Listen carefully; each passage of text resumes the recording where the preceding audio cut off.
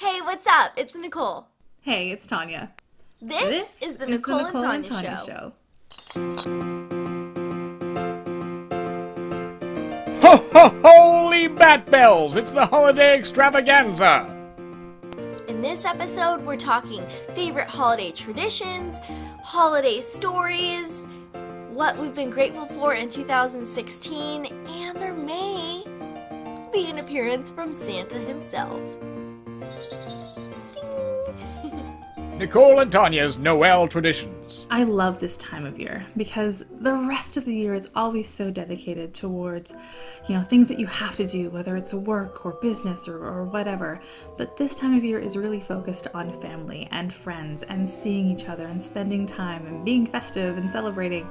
And that's what I truly, truly love. Yes, getting presents is nice, and yes, eating lots of great food is nice. But for me, it's all about the people. A couple of my favorite holiday traditions stem from when I was a kid.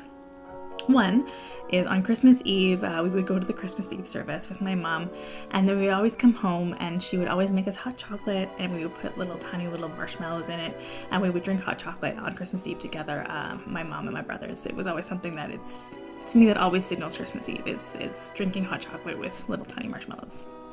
The other tradition is something that I have done since I was little. The rule was you couldn't open up any presents until everybody was awake. Now, I am the youngest, I am the baby, so I loved Christmas. I loved getting up early, I loved the Christmas lights, I loved seeing all the presents, I loved doing all of that. But I had to wait until my brothers, who were older than I am, to wake up before we did anything. And usually we also had to have breakfast first as well. So what my mom decided to do was I could do one thing. I could do one thing while waiting for everybody else to get up, and that was going into my stocking. So yes, I would get up every Christmas super early, like 5 in the morning, 4 in the morning. I would wait. I would usually be awake well before that, but I would wait.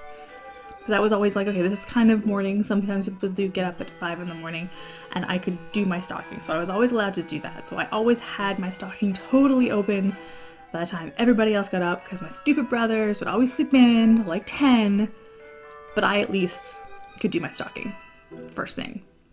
That was the rule.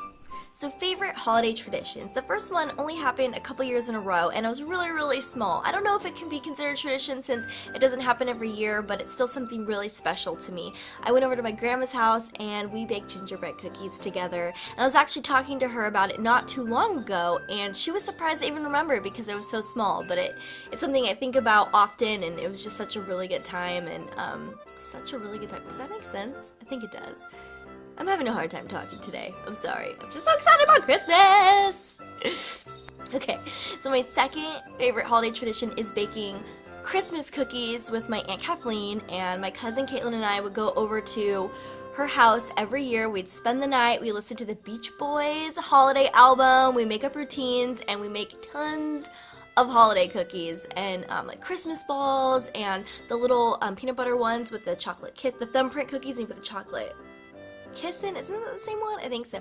And then sugar cookies, and we decorate them, and I think, we did it as many years as we could in a row, but then we just got too busy with our own schedules, and so we stopped doing it, but it was just such a great time, especially, so every time I hear like a Beach Boys song, or I see sugar cookies, I'm reminded of those amazing Christmases where we bake cookies together. Really fun.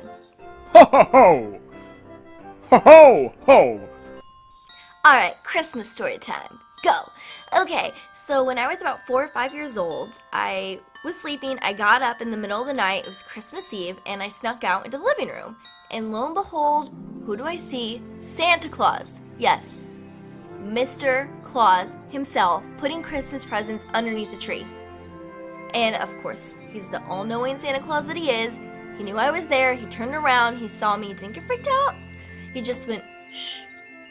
So that's what I did. I was just quiet. I went back to bed, woke up the next morning, presents under the tree, had an amazing Christmas.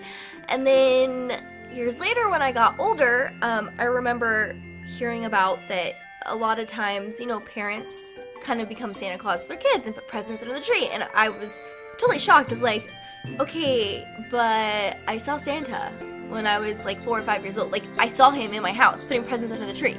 And nobody believed me, and I remember talking to my parents about it. I'm like, no, but you guys, you don't understand, like, there is a Santa, because he was in our house. And you would think, well, maybe it was a parent doing it, right? My dad denies that it was him. He's like, no, I've never done that. That's not true. I was like, no, you don't understand. Like, that really happened. And people were like, well, maybe it's just a dream. I'm like, you really think that I would dream up? Well, okay, that is possible to dream up something like that, but it was so vivid and so real, and I still remember it to this day. So, like, it had to happen. Like, I met the Santa Claus. He was in my house. I don't know. Take that for what it's worth, but I know that Santa is real because I saw him. So, yeah. So, Nicole had asked me if I had any sort of crazy holiday stories, aside from traditions. This one's kind of a mixture of a tradition / holiday / winter story. So, I grew up in what's considered the snow belt in Ontario, Canada. They get a lot of snow for a good chunk of the year, which is why I always kind of laugh when Toronto's like, oh my god, it's snowing. I'm like, you guys don't know snow. So I have 2 older brothers, and one of the things that my oldest brother, who is 9 years older than I am, loves to do in the winter when I'm around is pick me up. He's significantly bigger than I am.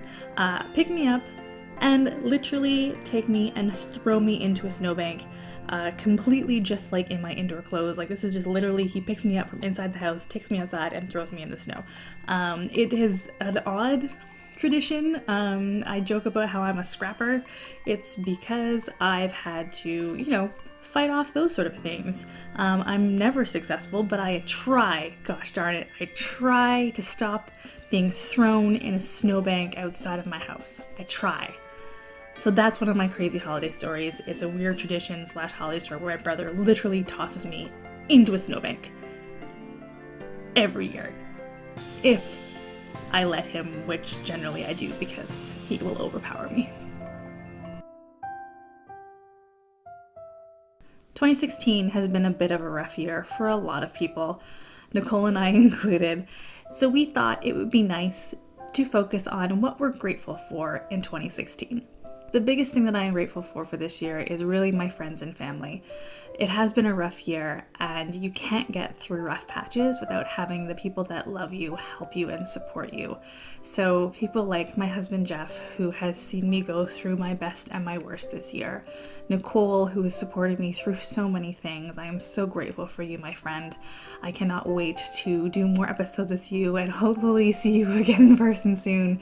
Jonathan, Deepu, Matt, Charlie, Katrina, the list goes on and on. Diddy, Brian, like everyone. There are so many people that I am so grateful for who have cheered us on, who have encouraged us, who's encouraged me to really just go for things that we want and what I want this year. And I really can't say, put into words how grateful I am for all of you. So I hope you all are having a happy holiday. I'm hoping your New Year's is going to be great and that 2017 is going to be awesome. Alright, so what I've been grateful for in 2016. By far, my family and my husband, they've been my #1 support system. So loving, so gracious, so amazing. And I couldn't be where I am without them. So first and foremost, I'm so grateful for my husband and my family.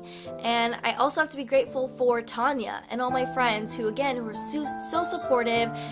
I love working with them and talking with them, and they're always there for me. So we have my husband, my family, my friends, Tonya. Obviously, I wouldn't be doing this amazing show if it weren't for her. So thank you, Tonya, for everything. You are an incredible lady, and anyone who has you in their life is blessed because of it. So, and I'm very grateful to have a job and to be healthy, and I'm also house sitting, and there's adorable pets here, and I'm grateful for them too.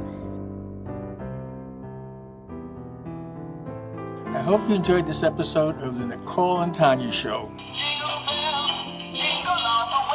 I have it on good authority that all they want for Christmas is for you to subscribe.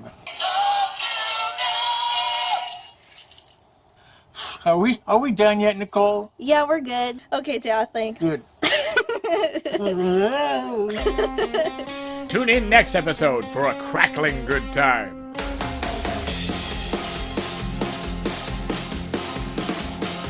Thank you so much for watching this episode of the Nicole and Tonya Show. Merry Christmas! Happy Hanukkah! Happy holidays! Tune in next week on Boxing Day in Canada for a special episode. Bye!